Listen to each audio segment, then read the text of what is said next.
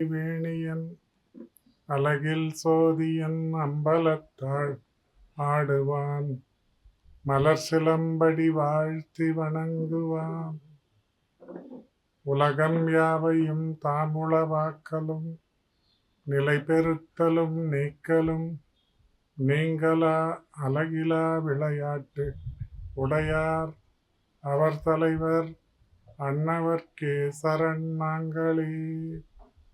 அன்னவர்க்கே சரண் ஆங்களே.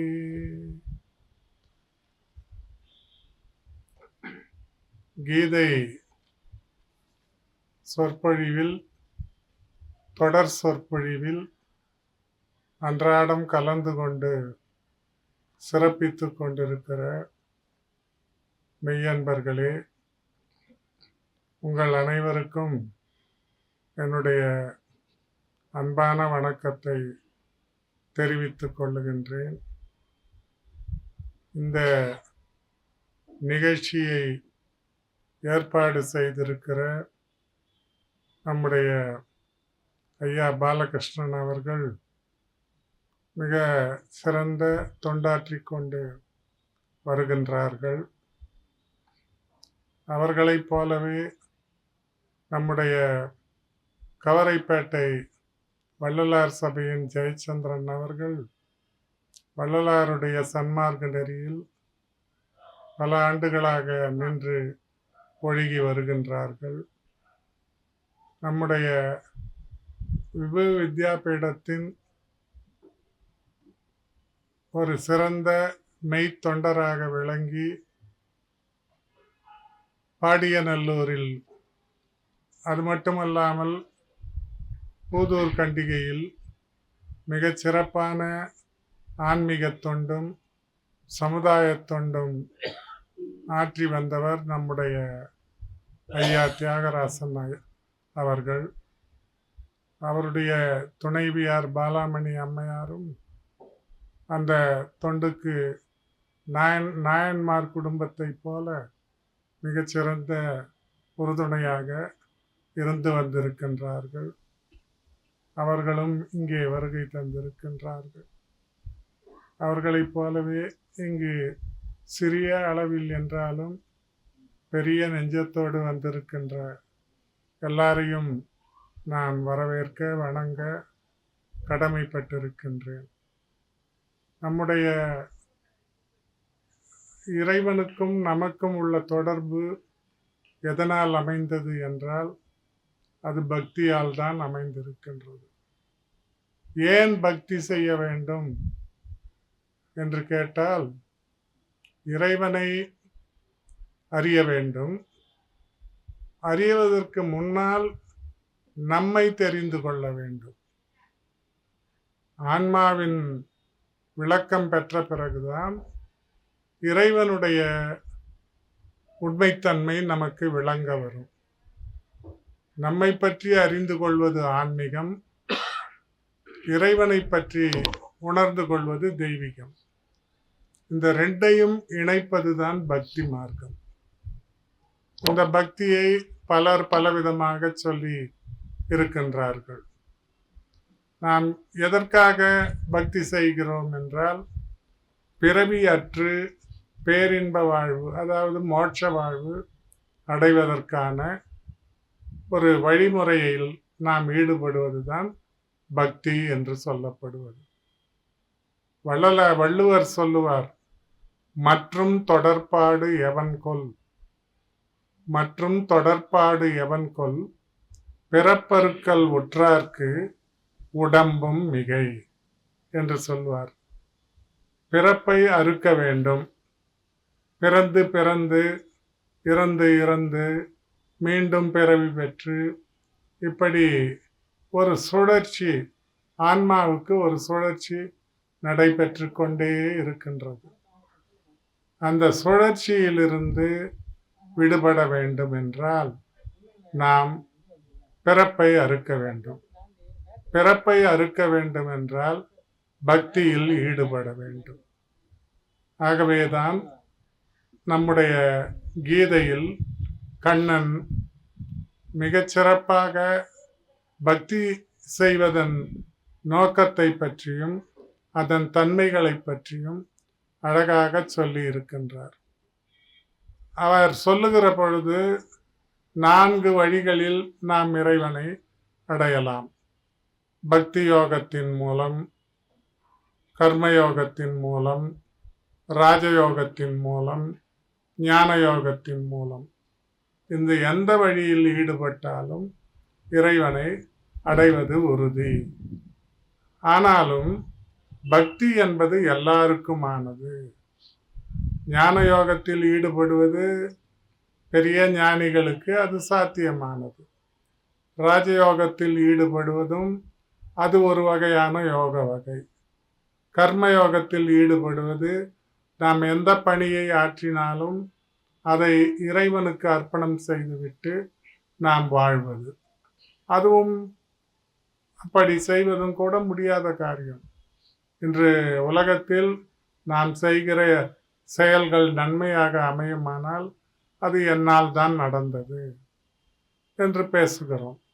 அது தீமையாக போகிற தன்மை உருவாகும் பொழுதே நாம் அதிலின்றி விலகி நின்று அதற்கு நான் காரணம் அல்ல என்று பேசுகின்றோம்.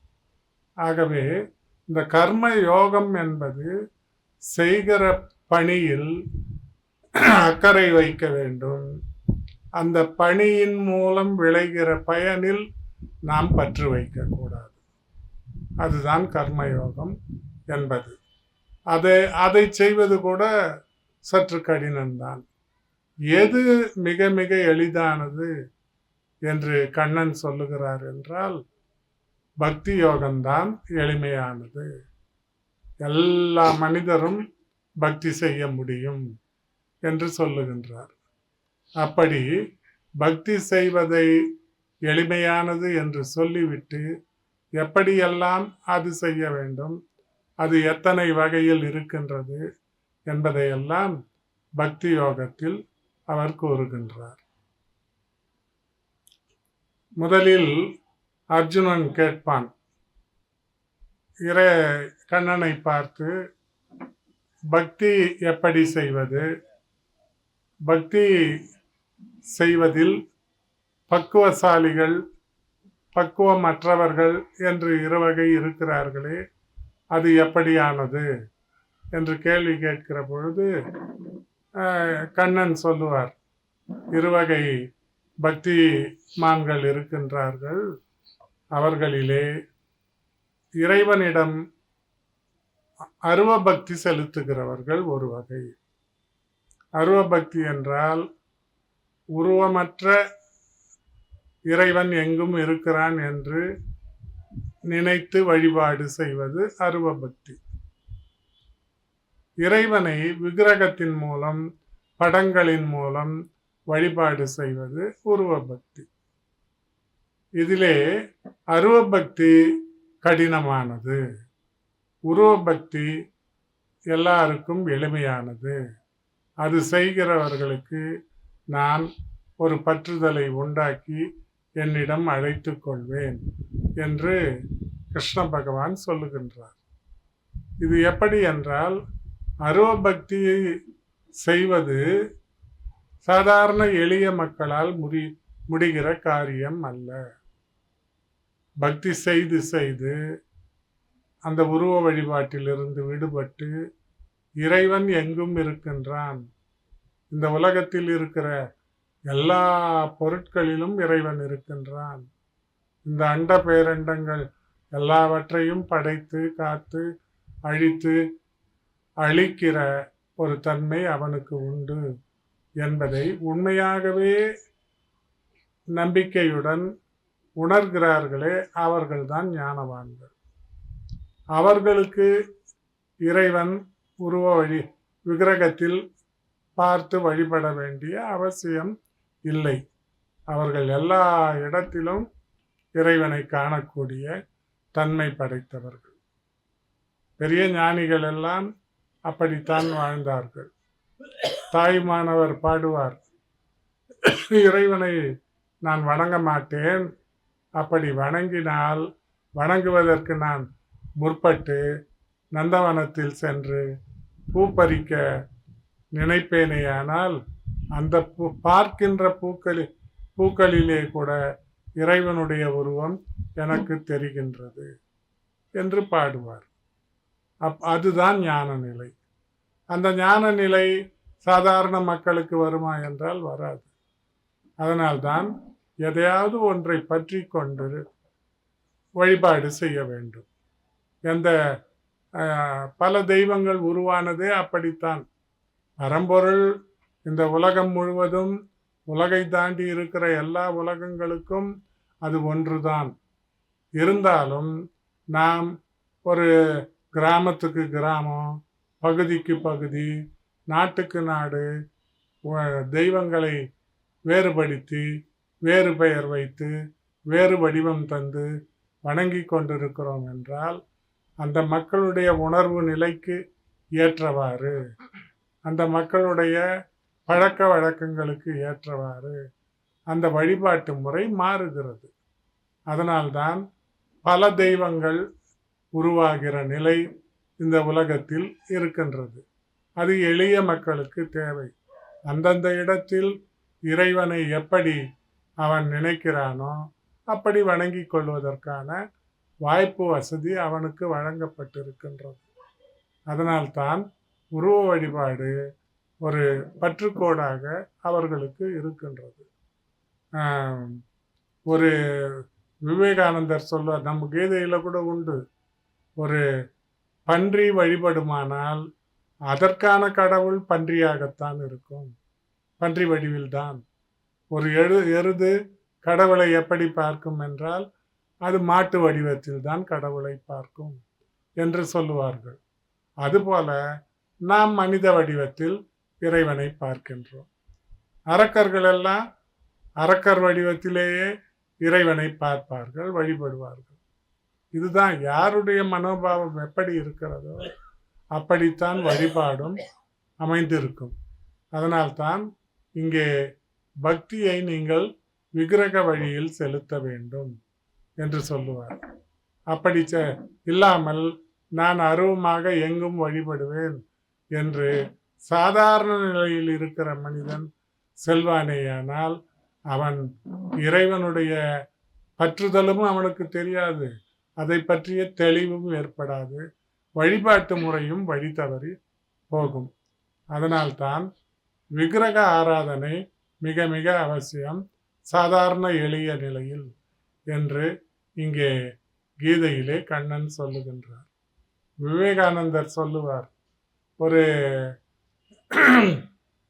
ஒரு ராஜஸ்தானம் என்று நினைக்கின்றேன், அந்த பகுதியில் ஒரு சமஸ்தானத்திற்கு விவேகானந்தர் செல்லுகின்றார்.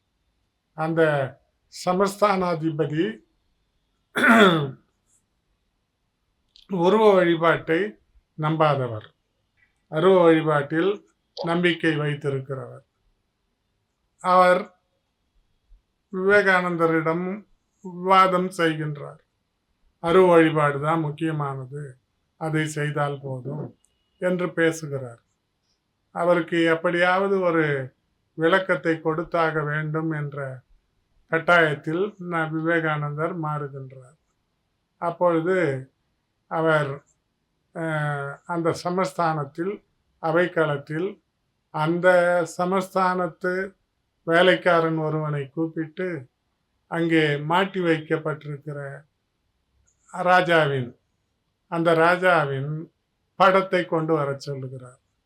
கொண்டு வந்து வேலைக்காரன் எடுத்து வருகிறான். வந்தவுடனே அந்த படத்தை கீழே போட சொல்லி அந்த வேலைக்காரனை விட்டு இந்த படத்தை காரி துப்பு, அதன் மேல் உன்னுடைய காலை வைத்து மிதித்து நட என்று விவேகானந்தர் சொல்லுகிறார். அந்த ராஜா கோபப்படுகிறார், ஏன் இப்படி சொல்லுகிறார் பைத்தியகாரத்தனமாக என்று. அதை இவர் கண்டுகொள்ளவில்லை. விவேகானந்தர் சொன்ன உடனே அந்த வேலைக்காரன் செய்ய மறுக்கிறான், அமைதியாக நிற்கிறான்.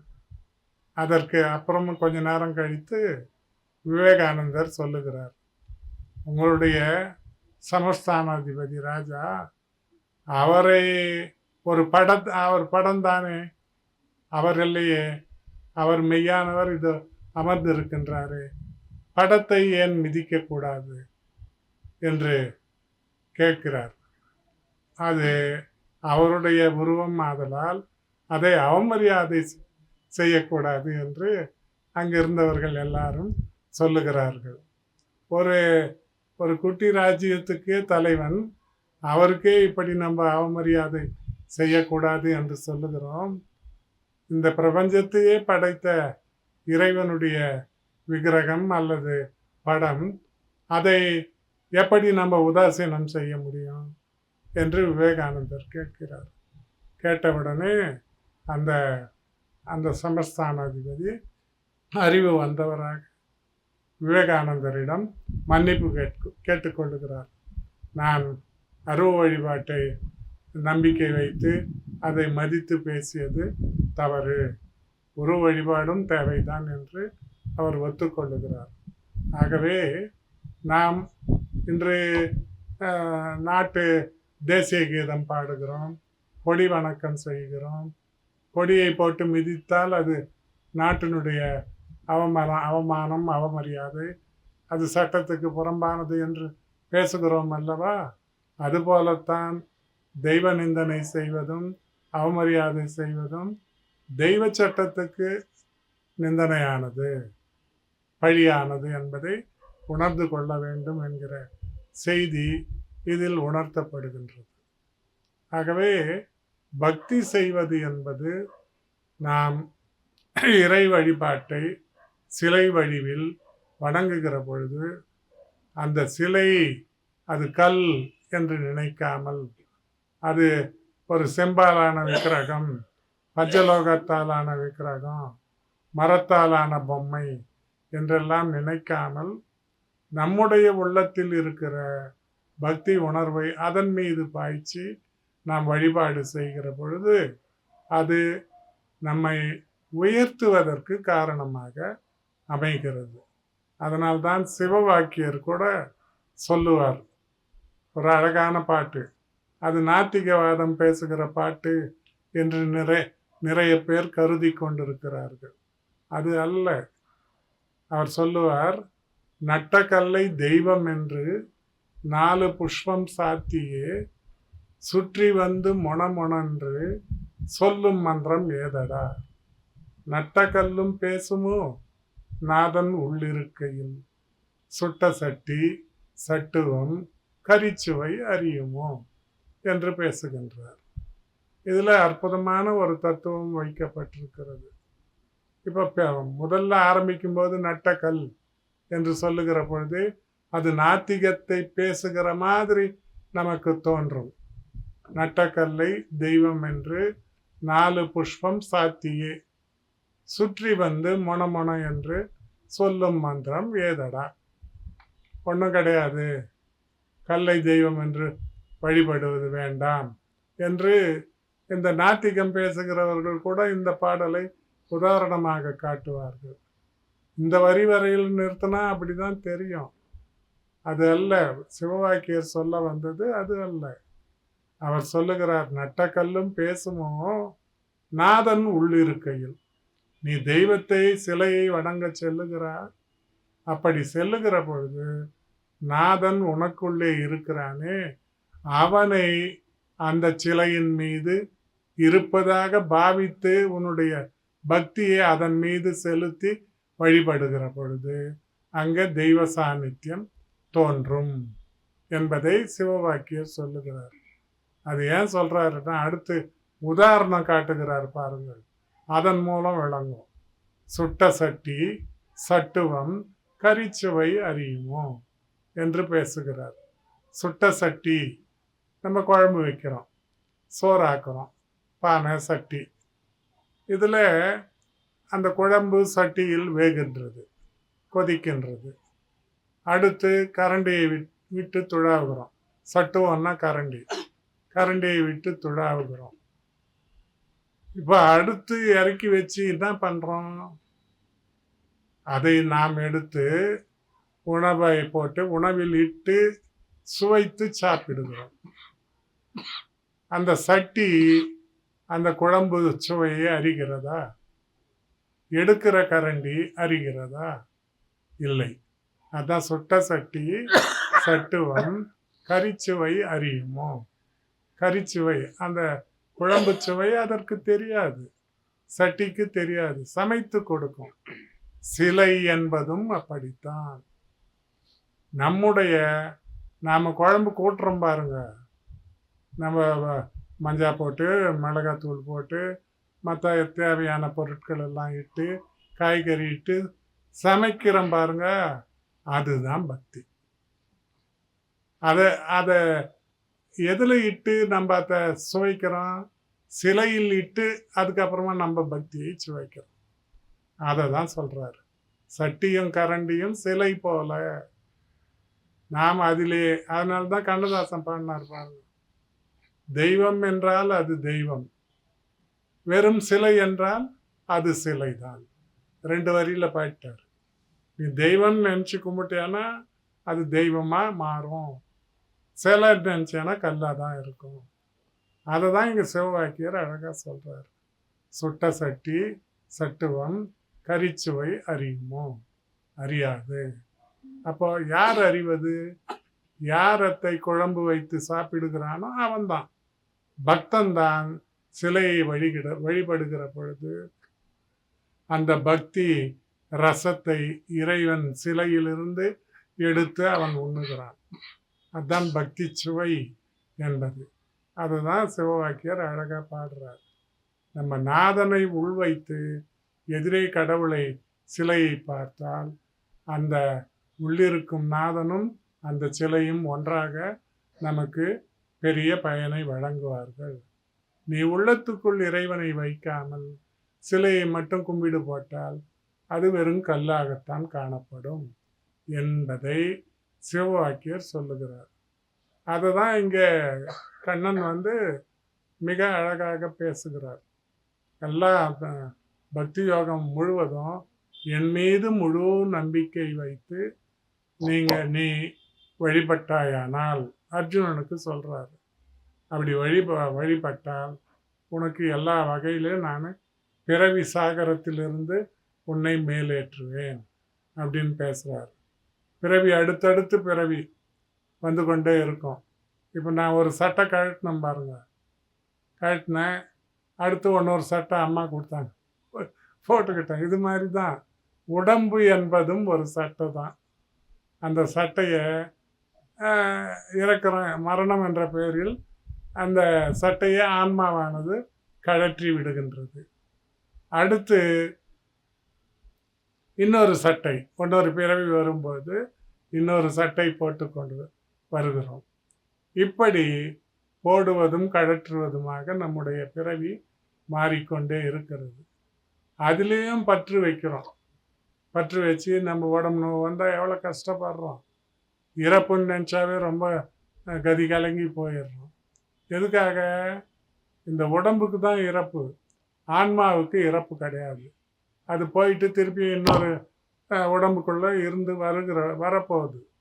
அதை தான் பெரியவங்க சொல்லியிருக்காங்க. இருந்தாலும் மரணம் என்று வருகிற பொழுது அந்த ஆன்மாவும் ஞானியினுடைய ஆன்மாவும் கலங்குகின்றது என்று சொல்லப்படுகிறது. ஏனென்றால் இந்த உடம்புக்குள்ள ஆன்மா இருக்கிற பொழுது ஏற்பட்ட பற்றானது மாறுவது ரொம்ப கடினம். அதனால தான் இந்த உடம்பை வள்ளுவர் சொல்றார் இல்லையா, பிறப்பறுக்கல் ஒற்றார்க்கு உடம்பும் மிகை. நீ பிறவியை அகற்ற வேண்டும் என்றால் இந்த உடம்பு கூட உனக்கு அதிகண்டா அப்படின்றார். மிகை தான் அப்படின்னு பேசுறார். ஆகவே அப்போ உடம்பே மிகை.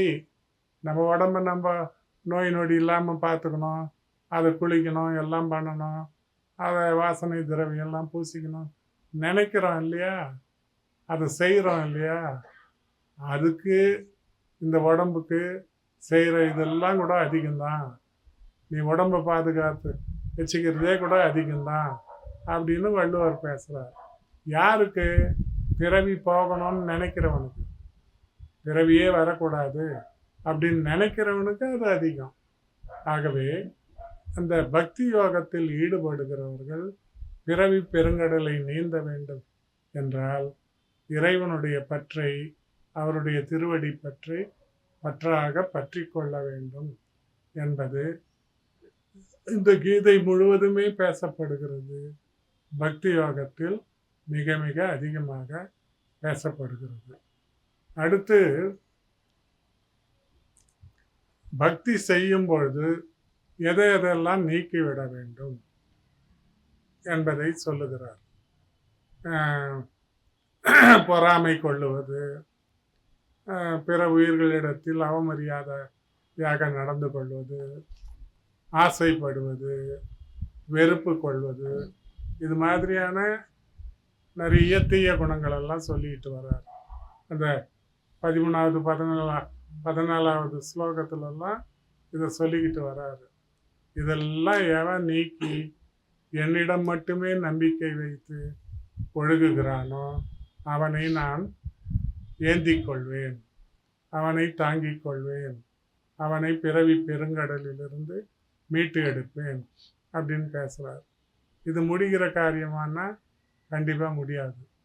அதுக்கு தான் என்னென்ன செய்யணுன்றாரு, நீ பக்தி நம்பிக்கை வைக்க வேண்டும், ஞானத்தில் ஈடுபட வேண்டும், அதை விட தியானம் பெரியது இப்படின்னு பல விதமாக சொல்லிக்கிட்டு வர்றாரு. இல்லை, நம்பிக்கை வைத்தல் என்பதே மிகப்பெரிய செயல். நிறைய பேர் நம்ம சாமி கும்பிட்றோம், உண்மையிலே நம்பிக்கை வச்சு கும்பிட்றோமான்னா இல்லை. இறைவன் மீது நம்பிக்கை வைப்பது என்பது வேறு.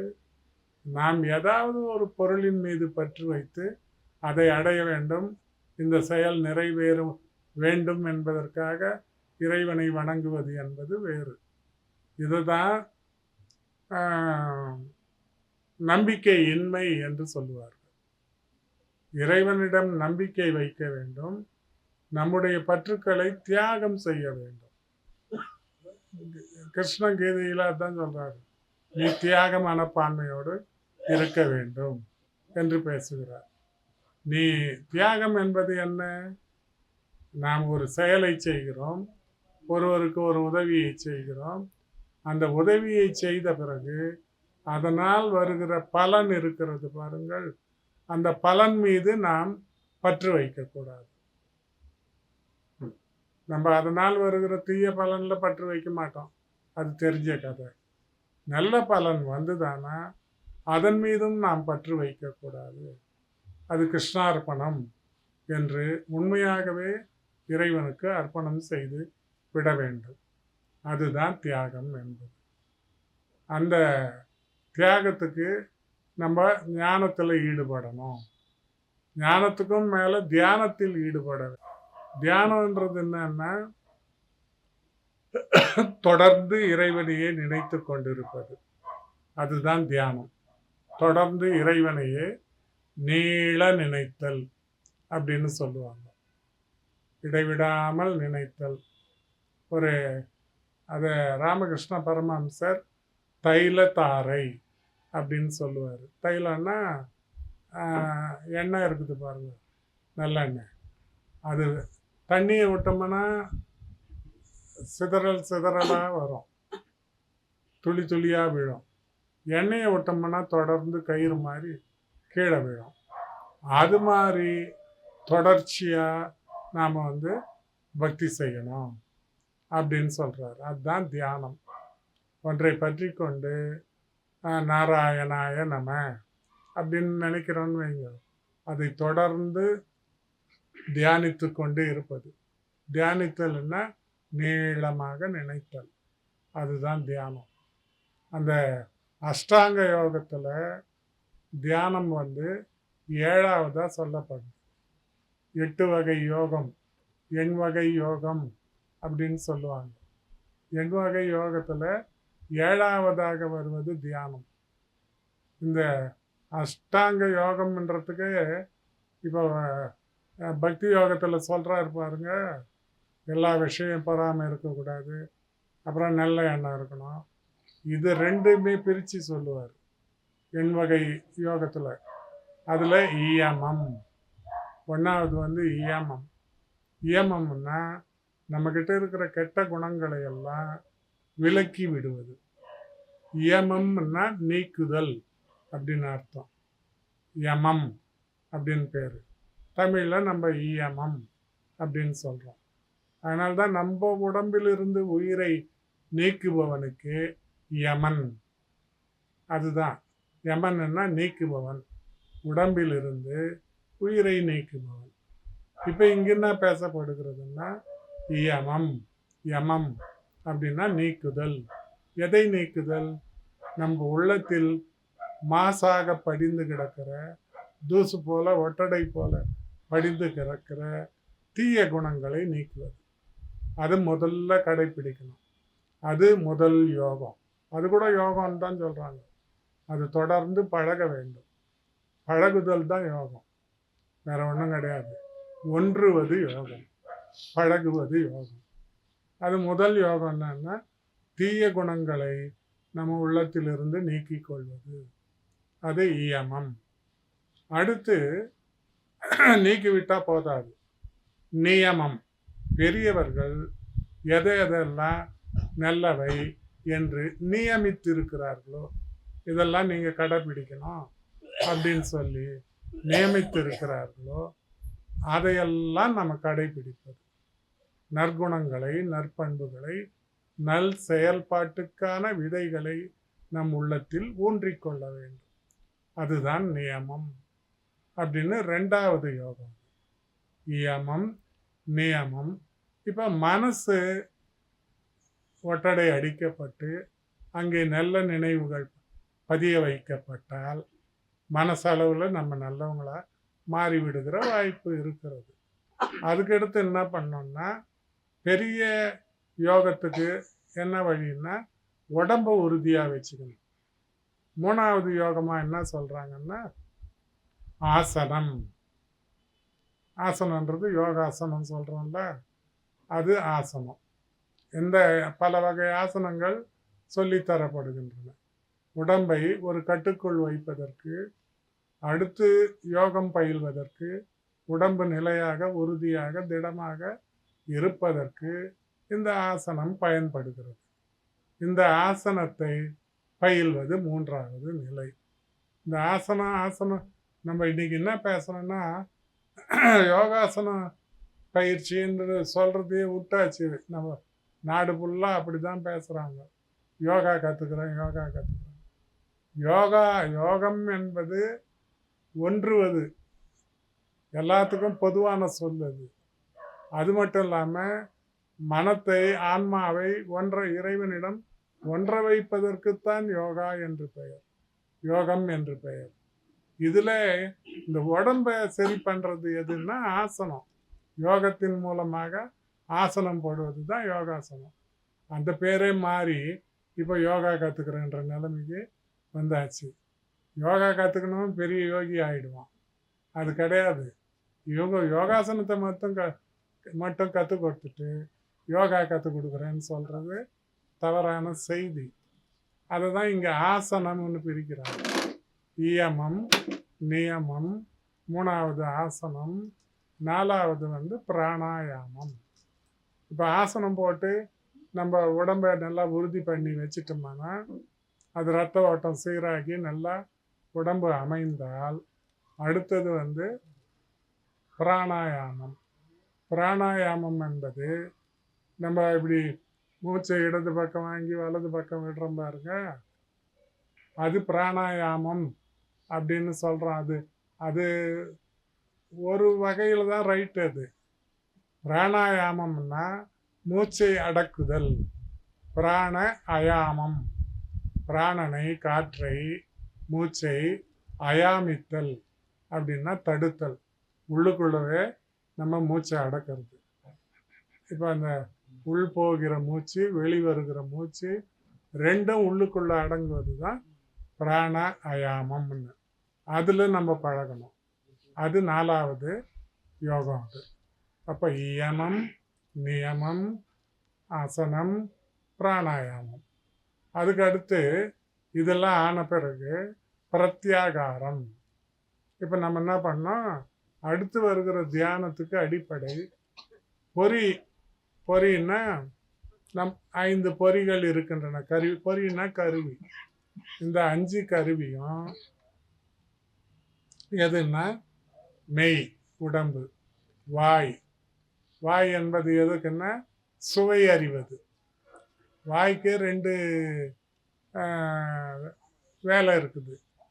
இதில் பொறிக்கு சுவை அறிகிற நாக்கு 2 வேலை செய்யுது. சுவை அறிகிற வேலை, இன்னொன்று பேசுகிற வேலை. இப்போ சுவை அறிகிறது இந்த மெய்வாய் கண் மூக்கு செவியில் அடங்கும். மெய், வாய், கண், மூக்கு, செவி, இந்த 5 பொறிகள். நம்ம உடம்புக்கான, நம்ம ஆன்மாவுக்கான கருவிகள். இந்த 5 கருவிகளும் வெளியே சுத்தாம உள்ளொடுங்கி நம்ம எதன் மீது செலுத்துவதற்கு நாம் தயாராகிறோமோ அதற்கு இவைகள் தயாராக உள்ளுக்குள்ளே நம்முடைய பணியாளாக இருப்பது தான் பிரத்யாகாரம். பொறிகள் நமக்குள்ள அடங்கி இருக்கணும், வெளியே சுத்தக்கூடாது. அப்படி இல்லாமல் இருந்ததுன்னா நம்ம வாழ்க்கை சீரடைவது கிடையாது. அதனால்தான் பிரத்யாகாரம். அடுத்து தாரணை. 6வது தாரணை என்ன? இப்போ பொறிகள் அடங்கிட்டான்னா, பொறிகள் அடங்கிட்ட பிறகு மனம் அடங்கும். பொறிகள் அடங்காத வரையும் மனம் அடங்காது. அப்போ மனம் அடங்குவது தான் தாரணை. மனம் அடங்கி இறைவன் மீது செலுத்துவதற்கு அது தயாராக இருக்கணும். அது தாரணை 6வது. அடுத்து 7வது தியானம். நம்ம எடுத்த உடனே நம்ம நல்ல கெட்ட குணங்கள் போகாது, நல்ல குணங்கள் சேராது. ஆசனத்தில் நமக்கு ஒரு பயிற்சியும் கிடையாது, பிராணாயாமம் செய்ய முடியாது, பொறிப்புலன்களை அடக்க முடியாது, மனசு அடங்காது. இதெல்லாம் செய்யாமையே நம்ம தியானம் பண்ணுறோன்னு உட்கார்ந்தோம்னா அது ஒரு பலனும் கிடையாது. அதனால்தான் தியானம் 7வதாக வைக்கிறாங்க. தியானம் நீள இறைவனை நினைக்கும் பொழுது ஒரு பெயரை வைத்து, அதுவும் ஒன்றை பற்றி கொண்டு தான் செய்யணும். சிவாய நம சிவாய, ஓம் நமோ நாராயணா, இப்படிலாம் ஏதாவது ஒரு மந்திரம், நமக்கு தெரிஞ்ச மந்திரத்தை தொடர்ந்து சொல்லி கொண்டிருப்பது அது தியானம். அதுக்கு அடுத்து அப்படியே சொல்லி சொல்லி சொல்லி என்ன ஆகும்னா மனசு ஓய்ந்து விடும். அதை சொல்வதிலிருந்து கூட மனம் ஓய்ந்து இறைவனோடு நாம் வேற இறைவன் வேற இல்லைன்ற நிலைமைக்கு நம்ம நினைப்பு மறந்து மனம் ஒடுங்கி நம்ம எல்லா பொறிப்புலன்களும் ஒடுங்கி இதுவாச்சானா இறை நினைப்பிலே நாம் நம்முடைய ஆன்மா ஒடுங்கிவிடும். அதுதான் சமாதி. 8வது நிலை. சமாதின்றது ஆதியுடன் சமப்படுவது, இறைவனோடு சமமாவது. அதுதான் சமாதி நிலை அப்படின்னு பெரியவங்க எண்வகை யோகம் அப்படின்னு திருமூலரும் சொல்லி வச்சிருக்காரு. இது எல்லாருமே சொல்கிறாங்க. இந்த எண்வகை யோகத்தை இப்போ பக்தியில் கிருஷ்ணன் ஒவ்வொரு ஸ்லோகத்துலேயும் அது கொஞ்சம் கொஞ்சமாக சொல்லிக்கிட்டு வர்றாரு. அதை தொகுத்து தான் இங்கே எல்லாவற்றையும் இந்த எண்வகை யோகத்தில் அஷ்ட அங்க யோகம். அஷ்டம்னா 8, அங்கன்னா உறுப்பு, யோகம் 8 உறுப்புகளை கொண்ட யோகம், அஷ்டாங்க யோகம் அப்படின்னு நாம் சொல்கிறோம். இதுக்கு எவ்வளோ அற்புதமாக அதை வரிசைப்படுத்தி வரைமுறைப்படுத்தி எதன் பின் எதை செய்ய வேண்டும் என்கிற நியதியை நமக்கு வகுத்து பெரியவர்கள் தந்திருக்கிறார்கள் என்பதை பார்க்கிற பொழுது அவர்கள் கொஞ்சம் கொஞ்சமாக பெற்ற அனுபவத்தின் சாரம்தான் இப்படி நமக்கு கிடைத்திருக்கிறது என்பதை நாம் உணர்ந்து கொள்ள வேண்டும். இதுதான் யோகத்தில் பக்தி செய்கிறது எப்படி அப்படின்னு கண்ணன் சொல்கிறார். கண்ணன் நம்ம பெரிய புராணத்தில் கூட சுந்தரமூர்த்தி நாயனார் அவருக்கு இறைவன்கிட்ட வழக்காடுவார். வழக்காடி விட்டு இறைவனால் தடுத்தாட்கொள்ளப்படுகிறார். தடுத்தாட்கொண்ட பிறகு அவர் ஒவ்வொரு தலத்துக்கும் யாத்திரை போகிறார். அப்படி போகும்போது சிதம்பரத்துக்கு, தில்லை சிற்றம்பலத்துக்கு செல்லுகிறார். போய் அங்கே சிதம்பரம் கோயிலில் உள்ளே நுழைந்து இறைவன் திருநடன காட்சியை அவர் தரிசனம் பண்ணுறார். ஆடல் அரசனை காணுகிறார். அப்போ அந்த நிலையை நம்ம இவர் சேக்கிழார் பெருமான் ரொம்ப அற்புதமாக பாடி வைத்திருக்கிறார். இப்போ பக்தி பண்ணுறோம், சாமி கும்பிடுறோம்னா எப்படி கும்பிடணுன்றதுக்கு ஒரு இலக்கணத்தை வகுத்து சேக்கிழார் சுந்தரர் மூர்த்தி நாயனார் மூலம் நமக்கு காட்டுகிறார். சுந்தரமூர்த்தி நாயனார் நடராச பெருமானை எப்படி பக்தியோடு வழிபட்டார் என்பதை அவர் பாடுகிறார். அவர் இப்போ இறைவனை கண்ணால் காண்கிறார் சுந்தரமூர்த்தி நாயனார். அதை இப்போ கண்ணு, நம்ம கோயிலுக்குள்ளே போகிறோம், நம்ம கண் இறைவனை தரிசனம் செய்கின்றன. அப்போ கண்ணு மட்டும் அதுலேயே லயிக்குதா? அதுவும் லயிக்கும். காது ஏதாவது இன்னொரு யாராவது சொல்கிறத அந்த பழத்தை எடு, அந்த தேங்காயை உடை, அதனால் அதுவும் காதில் விழும். அப்புறமா யாராவது அந்த அதிரசத்தை எடுன்னா நாக்கில் ஜலம் ஊறும். இது மாதிரி வருதா இல்லையா? அப்போது ஒவ்வொன்றும் ஒவ்வொரு இது. கண்ணொன்று பேசும், காதொன்று கேட்கும், வாயொன்று சுவையில் நனையும். இப்படி இருந்தால் அது பக்தி ஆகுமா? ஆகாது. அதுக்கு என்ன சொல்கிறாரு? 5 பேரறிவும் சேக்கிழார் பாடுறாரு. சுந்தரமூர்த்தி நாயனாருடைய கண்கள் இறை திருக்காட்சியை கண்டன. கண்ட உடனே என்ன ஆச்சா? 5 பேரறிவு. இந்த 5 அறிவு இருக்கு பாருங்க, மெய், வாய், கண், மூக்கு, செவி. இந்த 5னால வருகிற அறிவு இருக்கு பாருங்க, சுவை, ஒளி, ஊறு, ஓசை, நாற்றம். இந்த 5ம் கண்களே கொள்ள. இப்போ கண்ணு பார்க்குது, இறைவனை காண்கின்றன. காணும் பொழுது காது அடைச்சி போயிட்டான். காது ஒன்றுமே கேட்டுக்கல. சுவை, நாக்கு எந்த சுவையிலையுமே ஈடுபாடு காட்டல.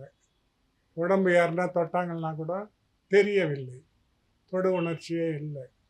அதுக்கடுத்து நாசி, ஏதாவது ஒரு வாசனை, பூ வாசனை வந்தால் கூட பூ வாசனை உள்ளே போகும் மூக்குக்குள்ளே. ஆனால் அது பூ வாசனை என்பதை மூக்கு உணர்த்தாது ஆன்மாவுக்கு. அதுதான். அப்போ கண்கள் மட்டும்தான் இந்த மற்ற 4 பொறிகளுடைய உணர்வுகள் எல்லாமும் கண்களில் ஒன்றிவிட்டன அப்படின்னு பாடுறார். வேற எல்லாமே ஆஃப் ஆகிட்டான். 5 பேரறிவும் கண்களே கொள்ள அப்படின்றார். அப்போ மற்ற 4ம் ஆஃப் ஆகிடுது. அதுதான் உண்மையான பக்தி. சுந்தரமூர்த்தி நாயனார் அப்படிதான் இறைவனை வழிபட்டார். மற்ற 4 பொறிகளுடைய புலன்கள் செயலற்று கிடந்தன. கண்கள் மட்டும்தான் செயல்பாட்டில் இருந்தது, இறைவனை காண்கிற செயல்பாட்டில் இருந்தது அப்படின்னு பேசுறார். 5 பேரறிவும் கண்களே கொள்ள. அடுத்து சொல்றாரு, அளப்பரும் கரணங்கள் 4ம் சிந்தையே ஆக. சேக்கிழார் பெருமான் சொல்லுகிறார், அளப்பரும் கரணங்கள் 4ம் சிந்தையே ஆக. இப்ப 4 கரணம் இருக்குது நமக்கு. 4 கரணம் அந்த கரணம்னு சொல்லுவாங்க. அந்த கரணம்னா கருவி, அந்த கரணம்னா உள்கருவி. இப்போ நம்ம மனம் இருக்குது பாருங்க, அது ஒரு கருவி. மனசு உள்ளதானே இருக்கு. மனம், புத்தி, சித்தம், அகங்காரம், இதுதான் கரணங்கள் 4. இந்த மனத்தையே 4 பிரிவாக நம்ம முன்னோர்கள் பிரித்து வைத்திருக்கிறார்கள். வெளிநாட்டிலலாம் பார்த்தீங்கன்னா 3 பிரிவாக பிரிப்பாங்க. மேல் மனசு, நடு மனசு, அடி மனசுன்னு அதை சொல்லுவாங்க. நம்ம பெரியவங்க என்ன பண்ணியிருக்காங்கன்னா மனம், புத்தி, சித்தம், அகங்காரம் அப்படின்னு பிரித்து வச்சுருக்காங்க. இப்போ மனசோடு இந்த கருவிகள் இருக்குது பாருங்க, ஐம்பொறிகள், அதுங்க தொடர்பு வச்சுக்கிட்டு இருக்கோம். கண்ணு ஒன்று பார்க்குதுன்னா அது பார்த்த விஷயத்த மனசுக்கிட்ட சொல்லும். காது ஒன்று கேட்டால் அந்த செய்தி மனசுக்கிட்ட வரும். இது மாதிரி 5 பொறிகளும் மனசுக்கு தெரிவிக்கும். மனசு என்ன பண்ணும், அதை என்னதுன்னு ஆராய்ஞ்சு பாருன்னு அகங்காரம் ஒன்று இருக்குது பாருங்க. அகங்காரம்னா ஆணவம், செருக்கு அப்படின்னு நம்ம பொதுவாக பேசுகிறோம். அது கிடையாது. இங்கே அகங்காரம் என்பது அது தூண்டிவிடும். மனசனுடைய அடுத்த பகுதி அகங்கார பகுதி. அது என்ன பண்ணோம், தூண்டிவிடும். இது என்ன, அது கண் எட்டாந்து இந்த உருவத்தை நமக்கு காட்டி இருக்குது மனசுக்கு. அது என்ன அதுன்னு ஆராய்ந்து பார் அப்படின்னு புத்திக்கிட்ட அகங்காரம் அதை எடுத்து கொடுக்கும். அது 2வது உறுப்பு. அந்த புத்தி என்ன பண்ணோம்னா ஆராய்ந்து பார்க்கும். இப்போ ஒரு கண்ணு ஒரு அந்தி மயங்குகிற நேரம் அங்கே ஒரு கயிறோ அல்லது பாம்போ ஒரு சந்தேகமாக இருக்குன்னு வைங்க. அதை மனசுக்கு கொண்டு வந்து கொடுத்த உடனே அகங்காரம் புத்தி கிட்ட கொடுக்கும். அது பார்த்த உடனே புத்தி ஆராயும். இது ஆடாமல் இருக்குது, கயிறு தான். ஒரு கல்லை தூக்கி போட்டால் ஆடல, பேசாமல் இருக்குது, இது கயிறு தான். இல்லை அசைஞ்சா பாம்பு தான் அப்படின்னு முடிவு கட்டுறதுக்கு புத்தி உதவி பண்ணுது. அது மனம், அகங்காரம், புத்தி. இப்போ முடிவு கட்டிட்ட பிறகு அந்த செய்தி சித்தம், அடிமனசில் பதியும். அடிமனசில் பதிஞ்ச பிறகு ரொம்ப நமக்கு பாதிக்கிற செய்தியாக இருந்தால், நல்ல விதத்திலோ கெட்ட விதத்திலோ பாதிக்கிற செய்தியாக இருந்தால் அது நம்ம அடிமனசில் காலத்துக்கும் பதிஞ்சிருக்கும். சரி, பொதுவான விஷயம் எதுவும்னா அது கொஞ்ச காலத்தில் அது மறைஞ்சி போயிடும். இதுதான் 4 பகுதி: மனம், அகங்காரம், புத்தி, சித்தம். இந்த 4 பகுதியும் நம்ம மன உள்கருவியாக இருந்து அது ஆன்மாவோட தொடர்பு பட்டு அது இயங்கி கொண்டு இருக்கிறது. இப்போ நம்ம மனசு கூட கருவி தானே தவிர எதை பிரதிபலிக்கிற கருவி? மனம் ஒரு கருவி தான். ஆனால் நம்ம ஒவ்வொருத்தரும் பிறக்கிறோம் கருவி தான்னாக்கா, எல்லார் வீட்லேயும் ஒரு ரேடியோ இருக்குது. அந்த ரேடியோ பாடுது. நம்ம ஒரு ஸ்டேஷன் வச்சோம்னா அது பாடுது, இல்லைன்னா பேசுது. அப்போ எல்லார் வீட்லேயும் அதே பேச்சு, அதே பாட்டு வரும். ஸ்டேஷன் மாற்றினா மாறுது. ஆனால் இந்த ஒவ்வொருவருக்குள்ளும் இருக்கிற மனம், புத்தி, சித்தம், அகங்காரம் இருக்கின்றனவே, அவைகள் ஒவ்வொருவரிடமும் மாறுபட்டு இருக்கும். ஏன் மாறுபட்டிருக்குன்னா, அவனுடைய வினை பயன்கள் அதை ஒட்டி தான் ஆன்மா இங்கே வந்திருக்கு.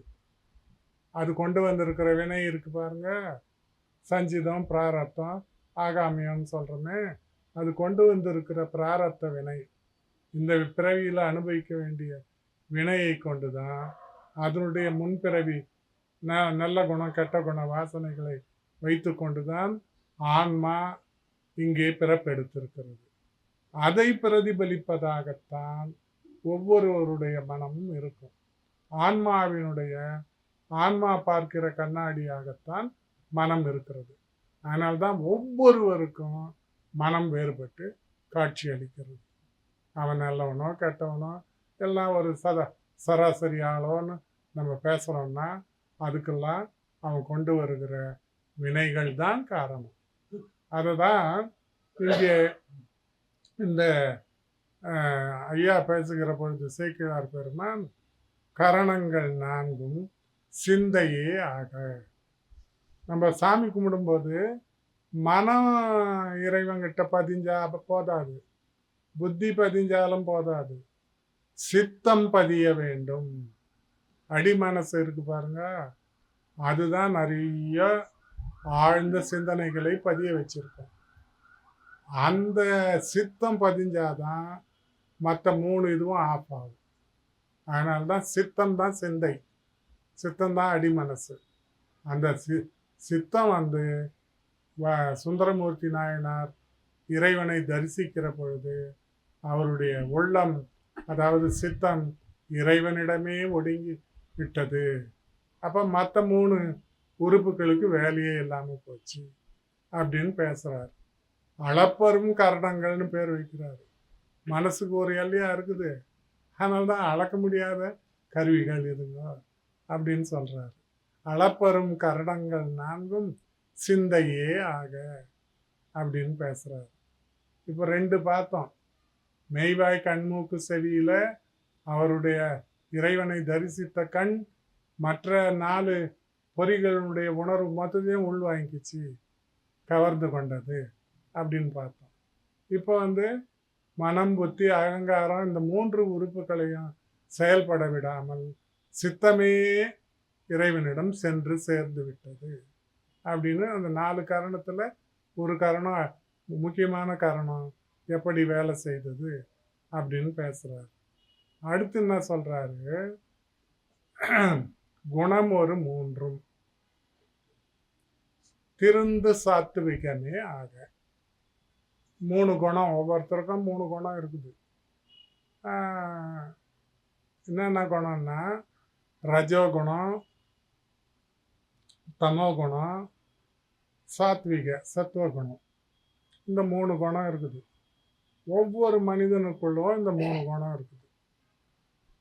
ஒருத்தன் ரஜோகுணம்ன்றது படபடப்பான உள்ளம், அப்படியே கொஞ்சம் ஆள் நல்லவனா கூட இருப்பான், கொஞ்சம் கடுமையாக பேசுவான், சினம் கொண்டு பேசுவான். அது ரஜோகுணம், எதையும் படபடப்பாக செய்யறது. அடுத்து தமோ குணம், நம்ம யாரைனா திட்டுவோம் பாருங்க, எருமாட்டு முதுகில் மழை பெஞ்ச மாதிரி இருக்கிறான் பாரு அப்படின்னு. அது தமோ குணம், தாமச குணம். ஒன்றும் எது சொன்னாலும் கண்டுக்க போகிறதில்லை, மான அவமானம். அவர் இந்த சாதாரண நிலையிலேயே ஞான நிலைக்கு போயிடுவார், அவர் தமோ குணம். அடுத்து சத்துவகுணம், சாந்த குணம். இந்த 3 நிலை ஒவ்வொரு மனிதனுக்குள்ளும் இருக்குது. எப்படி என்னன்னா, சில நேரத்தில் படபடப்பாக இருப்பான், சில நேரத்தில் மந்தமாக இருப்பான், அதுதான் தமோ குணம். சில நேரத்தில் சாந்தமாக இருப்பான். ஒரு மனிதன் அவனுடைய வாழ்க்கையில் எந்த பெரும்பகுதி எந்த குணத்தோடு ஒன்றி இருக்கிறானோ, அவன் சாந்த குணம் அதிகமாக, இப்போ 100%னா அதில் ஒரு 70%, 80% சாந்த குணத்தோடு இருந்தான்னா அவன் அந்த குணத்தால் அறியப்படுவான். அவர் நல்லவர்ப்பா, ரொம்ப சாந்தமானவர் அப்படின்னு பேசுவோம். ஒருவர் 80% படபடப்பான நடத்தை உடையவராக இருப்பாரேயானால் அவரை ரஜோகுணம் உடையவர், மற்றது கொஞ்சம் கொஞ்சம் வந்து போகும். அடுத்து ஒருத்தர் தாமச குணம், மந்தமான புத்தி கொண்ட அதிகமாக இருந்தால் அவர் அதன் மூலம் அவன் படு சோம்பேறிப்பார் அப்படின்னு. இதுதான் ஒவ்வொரு மனிதனையும் இந்த குணங்கள் பிரித்தாளுகின்றன. எந்த குணங்களால் அவன் பெரிதும் ஆளப்படுகிறானோ அதை வைத்து அவனுடைய குணம் தீர்மானிக்கப்படுகிறது. அதை தான் சொல்கிறார் இங்கே. குணம் ஒரு 3. சுந்தரருக்கும் குணம் ஒரு 3 இருந்தது. அவருக்கு 95% சாந்த குணமே இருந்திருக்கும். சில நேரத்தில் படபடப்பு, எல்லா மனுஷனுக்கும் வர்றது சகஜம். ஞானியாக இருந்தால் கூட சில நேரத்தில் சோம்பலாக இருப்பார். அதை தான் இங்கே பேசுகிறாங்க. குணம் ஒரு 3 திருந்து சாத்விகம். அந்த சாத்விகம் சத்துவ குணத்துக்கு, சாந்த குணத்துக்கு திருந்து சாத்விகம், திருந்து சாந்தம் அப்படின்னு பேசுகிறார். அதுனா திருத்தப்பட்ட குணம். அது இந்த 3 குணத்திலேயே இது மேலான குணம், மேம்பட்ட குணம். அதனால் திருந்து சாத்விகமே ஆக. இப்போ அவருடைய கண்கள் மற்ற பொறிகள் 4 பொறிகளுடைய ஆற்றலை எல்லாம் சக்தியை எல்லாம் திரட்டி கொண்டு கண்கள் இறைவனை ஆழமாக தரிசித்தன, முழுமையாக தரிசித்தன. மற்ற 3 கருவிகள் மனம், புத்தி, அகங்காரம் இவையெல்லாம் ஓய்ந்து போய் சித்தம் மட்டுமே இறைவனிடம் சென்று நின்றது. அடுத்து 3 குணங்களில் ரஜோகுணம் தமோகுணம் அடங்கி போய் சாந்த குணமே 100க்கு 100 அங்கே பக்தி செலுத்துகிற பொழுது மேம்பட்டு நின்றது. இதை தான் பக்தி செலுத்துவதின் இலக்கணமாக சுந்தரரின் மூலம் நமக்கு சேக்கிழார் பெருமான் உணர்த்துகிறார். இப்படி நடராச பெருமானை அவர் தரிசனம் பண்ணார். இதெல்லாம் இப்போ நம்ம அளவில் நினச்சி பாருங்க, நம்மெல்லாம் பக்தி பண்ணுறோமான்னு சொன்னோம்னா கண்டிப்பாக இல்லைன்னு நாமே ஒத்துவோம், அடுத்தவங்க சொல்ல வேண்டியதில்லை. ஆகவே பக்தி என்பது ஏதோ சாமியாண்ட போனோமா, ஒரு கற்பூரம் கொளுத்தணுமா, கும்பிட்டோமா, ஐயா எனக்கு இதார்த்த கொடுன்னு, என் துன்பம் போகணும்னு கேட்டுக்கிட்டோமா, அதோட வந்துட்டோமா அப்படின்றத நம்ம பக்தின்னு நினைக்கிறோம். இப்போ கோயில்களுக்கெல்லாம் நான் சென்று விட்டு வணங்கி விட்டு அந்த கோயிலுக்கு போ, இந்த குறையெல்லாம் தீரும், இந்த கோயிலுக்கு போ, அந்த குறையெல்லாம் தீரும் அப்படின்னு கோயில்களை எல்லாம் பரிகார தலங்களாக நாம் நினைத்து கொண்டிருக்கிறோம். அது பக்தி தலங்களாக மாறுகிற பொழுதுதான் கண்ணன் கீதையிலே சொன்ன, சேக்கிழார் பெருமான் சொன்ன உண்மையான பக்தி என்பது துலங்கும். அது இல்லைன்னா ஏதோ சாமி கும்பிட்டோன்ற நிலைமை தான் நமக்கு இருக்கும். இதை தான் பெரியவங்கள்லாம் ரொம்ப அழகாக சொல்லி வச்சிருக்காங்க. அடுத்து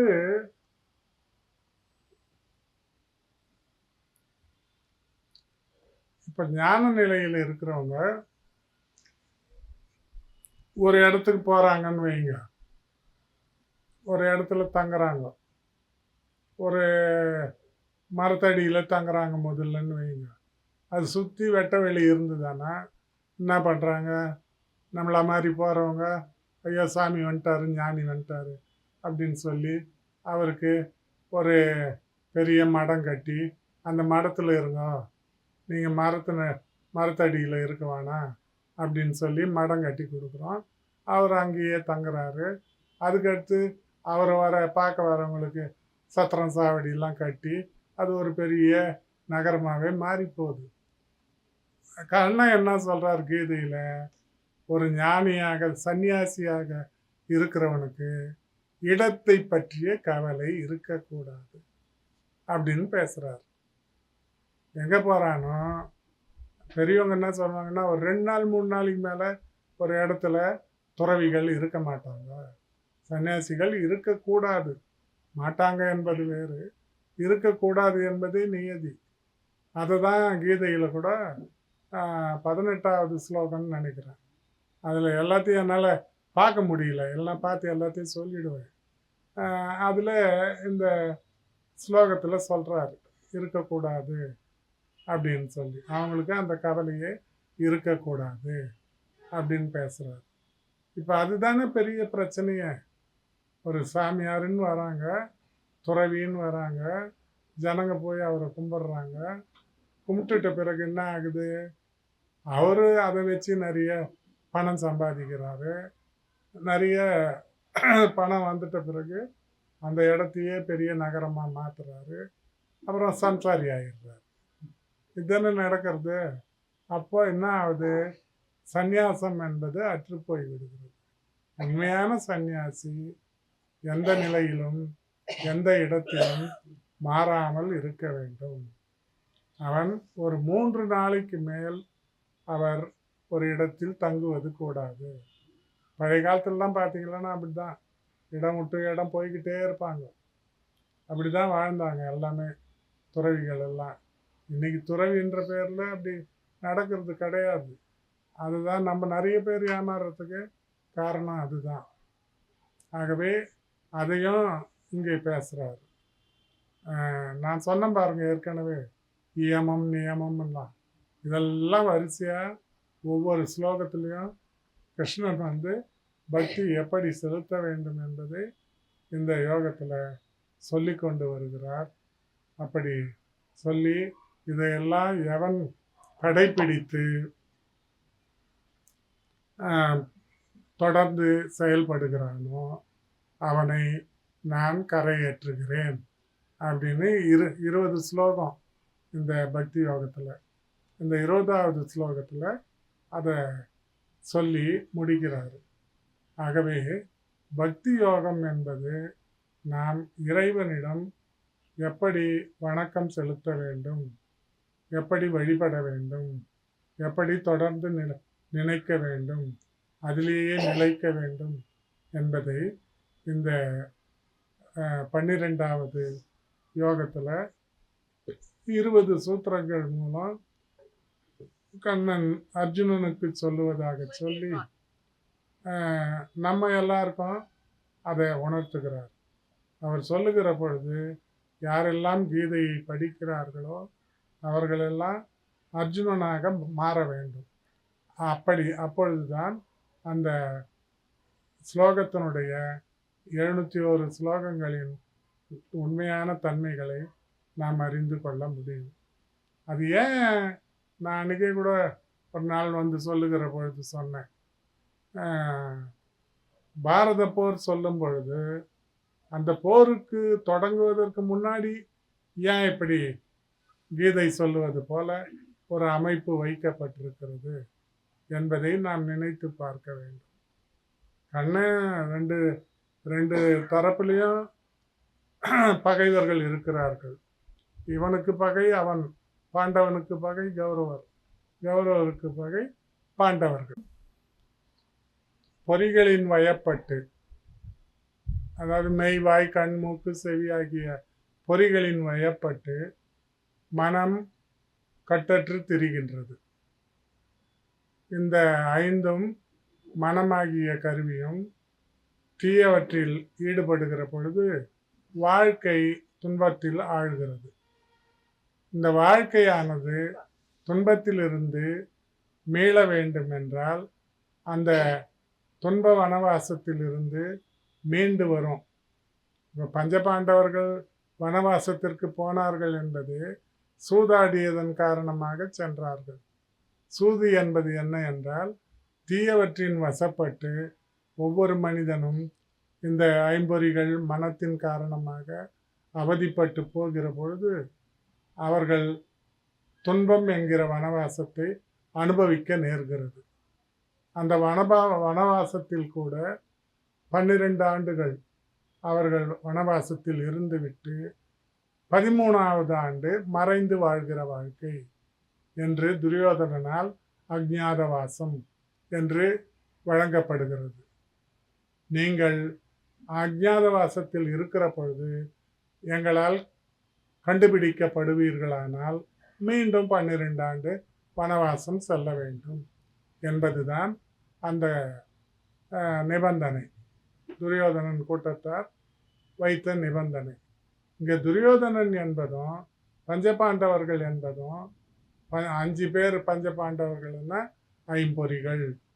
அவர்களோடு ஊடாடி கொண்டிருக்கிற திரௌபதி தான் மனசு அப்படின்னு அந்த காலத்தில் உருவாக்கம் பண்ணி அந்த பாரத கதையை படைத்திருக்கிறார்கள். இந்த துரியோதனாதையர்கள் 100 பேர் என்னன்னா தீமைகள். எப்பவுமே தீமைகள் அதிகமாக இருக்கும். அந்த தீமைகள் அதுங்க என்ன பண்ணுது, இவங்களோட இந்த 5 பொறிகளோட விளையாடி மனசோட விளையாடி அவைகளை வனவாசத்திற்கு அனுப்பி விடுகின்றன. அதில் வனவாசத்தில் இருந்து மறைஞ்சி வாழ வேண்டும் என்கிற ஒரு நிலைக்கு அவர்கள் தள்ளப்படுகிறார்கள். ஏன் தள்ளப்படுகிறார்கள்னா மறைந்து வாழ்கிற வாழ்க்கை தான் யோக வாழ்க்கை. ஒருவன் யோகத்தில் தன்னை உள்முகமாக ஆழ்த்தி கொள்ளுகிற பொழுது அது அஜ்ஞாதவாசம் என்று சொல்லப்படுகின்றது. இந்த அஜ்ஞாதவாசம் 1 வருஷம் இருந்துட்டு அவன் தீமைகளோடு போராடுவதற்கு வெளியே வருகிறான். அப்போதான் துரியோதனர் கூட சண்டை நடைபெறுகிறது. அந்த தீமைகளோடு விளையாட போராட வருகிற பொழுது அப்பொழுது இறைவன் யோகத்தில் அழுந்தி அவர்கள் மனம் திருந்தி பொறிகளை நெறிப்படுத்தி வருகிற பொழுது கண்ணனின் கீதை போதனை அவர்களுக்கு உதவுகிறது. இதுதான் கீதையினுடைய சாராம்சம். அந்த போதனையை வைத்துக்கொண்டு தீமைகளை அழிக்கிறார்கள். இதுதான் பாரதத்தினுடைய உருவகம். அந்த உருவகம் தான் கதையாக மாறி நமக்கு இப்படி தரப்பட்டிருக்கிறது. ஆகவே இந்த போர்க்காலத்தில் அர்ஜுனனுக்கு சொல்வது போல ஒவ்வொருவருக்கும் நல்லவற்றை எடுத்து சொல்லி யோக நெறியில் எப்படி உயர வேண்டும் என்பதையெல்லாம் எடுத்து சொல்லுகிற ஒரு நல்ல நூலாகத்தான் கீதை நமக்கு விளங்கி கொண்டிருக்கிறது.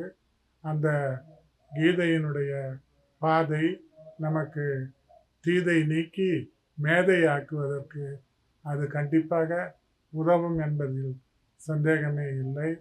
இதை நாம் வாழ்க்கையில் ஒவ்வொருவரும் ஒவ்வொரு நிலையிலும் முடிந்த மட்டிலும் அதை படித்து அதிலே படிந்து நம்மை உயர்த்தி கொள்வதற்கு முயற்சி எடுத்துக்கொள்ள வேண்டும். இந்த நல்ல நிலையை இங்கே ஏற்படுத்தி கொடுத்த பாலகிருஷ்ணன் ஐயா அவர்களுக்கும் அவரை சார்ந்த எல்லாருக்கும் என்னுடைய மனமார்ந்த வாழ்த்துக்களையும் நன்றியையும் தெரிவித்துக் கொள்ளுகிறேன். அடுத்து நான் ஒரு வினாக்களும் இல்லை விடைகளும் இல்லையே என்று ஒரு 27 அடி வரி கவிதை ஒன்றை எழுதினேன். அது இறைவனை நோக்கி கேட்பதாக அந்த கவிதை இருக்கும். அந்த கவிதையை உங்களோட ஒரு நாள் விடியற்கால ஒரு 3 மணிக்கு எழுந்து நானே ஒரு வெள்ளை பேப்பர் எடுத்து அப்படியே கையை வச்சு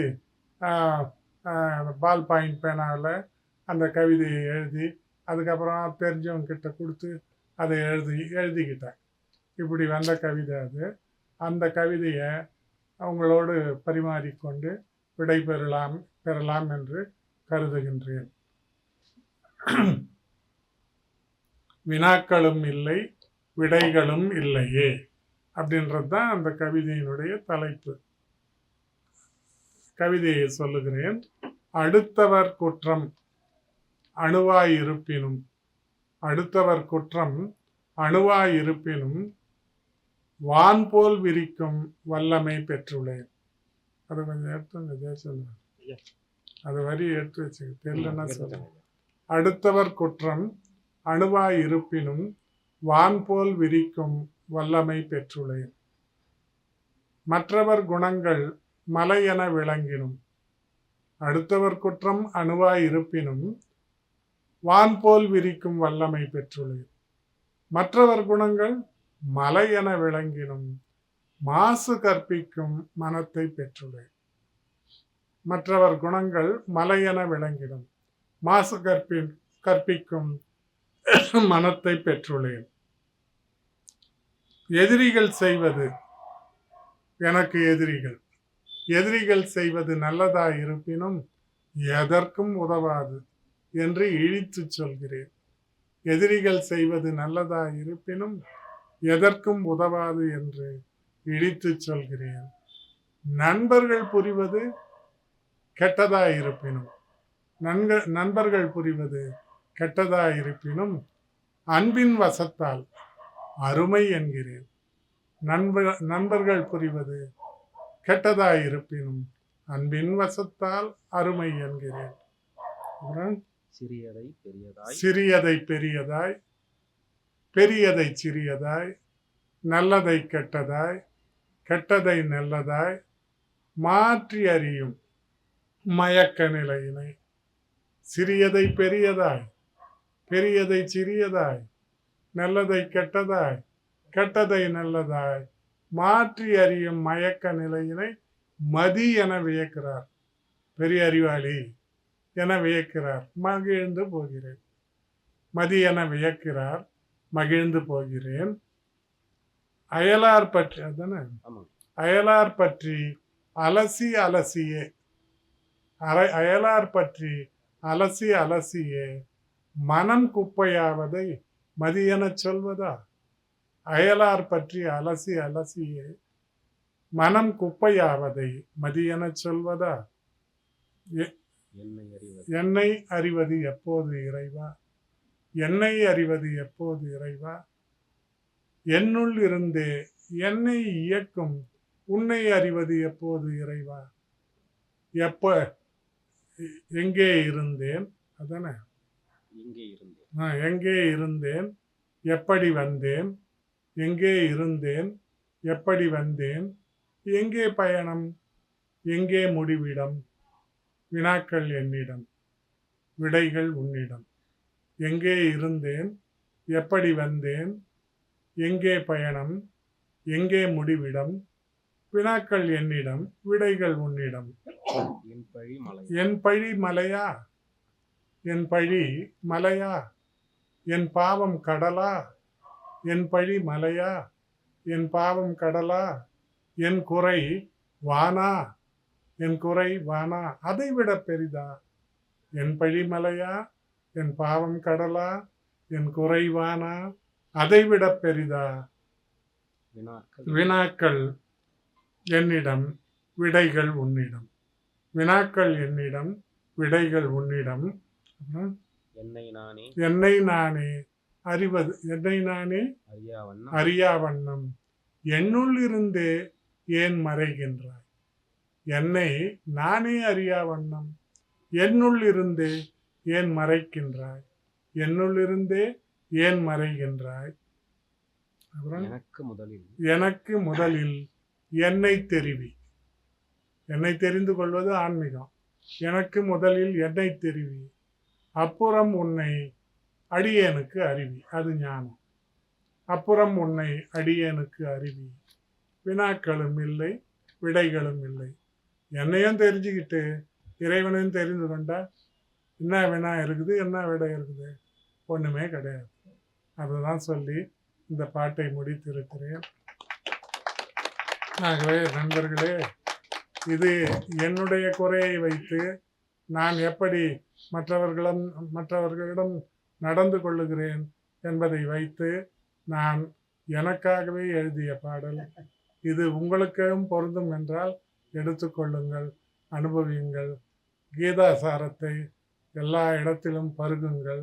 அதனுடைய சாராம்சத்தை அடுத்தவர்களுக்கும் எடுத்து சொல்லுங்கள் என்று சொல்லி விடைபெறுகிறேன். வணக்கம்.